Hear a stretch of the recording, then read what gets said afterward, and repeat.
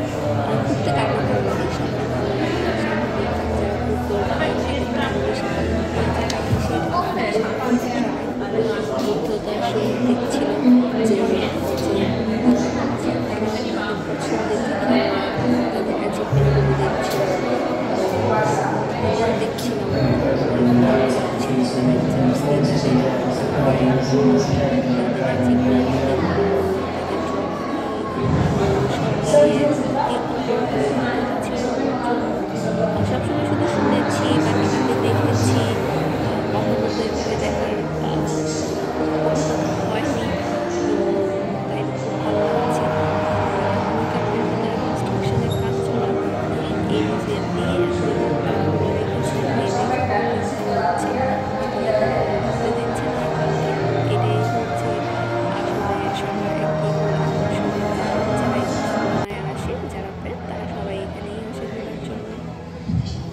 আমি মাঝখানে কয়েকটা ফটোশ্যুটও করে নিয়েছি, ভিডিও করে নিয়েছি। তো ভালোই লাগছিল ঘুরতে।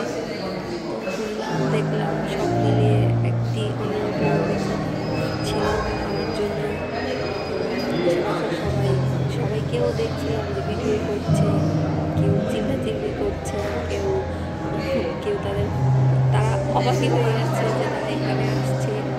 ফুটবল প্রেমীরা যেমন হয় চিল্লাচিল্লি করে, তো সেমভাবে তারাও চিল্লাচিল্লি করছিল। আসলে অভিজ্ঞতা ছিল আমার কাছে ভালো লেগেছে। এভাবে ঘুরতে নাচানাচিও করছিলাম। মানে ভিডিওর সাথে একজন আমার জিজ্ঞাসা করছিল যে অবশ্যই খুশি।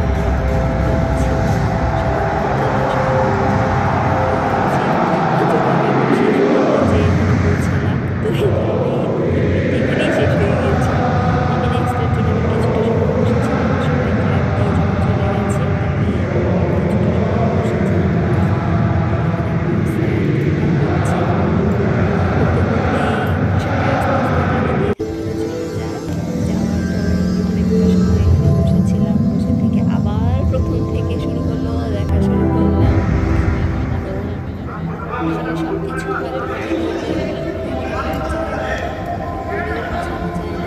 বাস্তব অভিজ্ঞতা কিরকম তার সাথে ওভাবে ন্যায্য করে না। তবে যতখানি সম্ভব যেহেতু আসলে অনেক সময় চোখের সৌন্দর্য তো ক্যামেরাতে আসে না, অনেক সময় বলেও বোঝানো যায় না। যারা কোনো কিছু করবে তাদের অভিজ্ঞতাটা কীরকম, কতটুকু ইজি হতে পারে, তাও আপনি যখন চোখের সামনে না দেখবেন আপনি শুধুমাত্র ভিডিওতে ক্রেজিনেসটা কখনোই তুলে ধরতে পারবেন না। এটাই খুবই স্বাভাবিক আমার কাছে মনে হয়। তো এখানে বসে বসে এই ভিডিও ক্লিপটি পুরোটা দেখলাম। দেখতে দেখতে যতটুকু আনন্দ নেওয়া যায় নিলাম, মাঝে মাঝে একটু একটু ভিডিও করেছিলাম। প্রচুর দর্শক ছিল পিছনে বসে দেখছে, সবাই চিল্লাচিল্লি করছে, আমারও ভালো লাগছে। তো সব মিলিয়ে খুবই একটা ভালো দিন কাটলো। তো একটা মোমেন্ট হিসেবে বা একটি ছবি, সবাই ছবি নিয়েছিল, ছবিগুলো দেখালাম। সুন্দর সুন্দর মুহূর্ত কাটলো, ভালো লাগলো। তারপরে বের হলাম, বের হয়ে একটু আশেপাশে একটা বাচ্চা ক্যাফে ছিল, সবাই হাঁটাহাঁটি করছিল, সবাই কোল্ড ড্রিঙ্কস বললাম, প্রথমে বলেছিলাম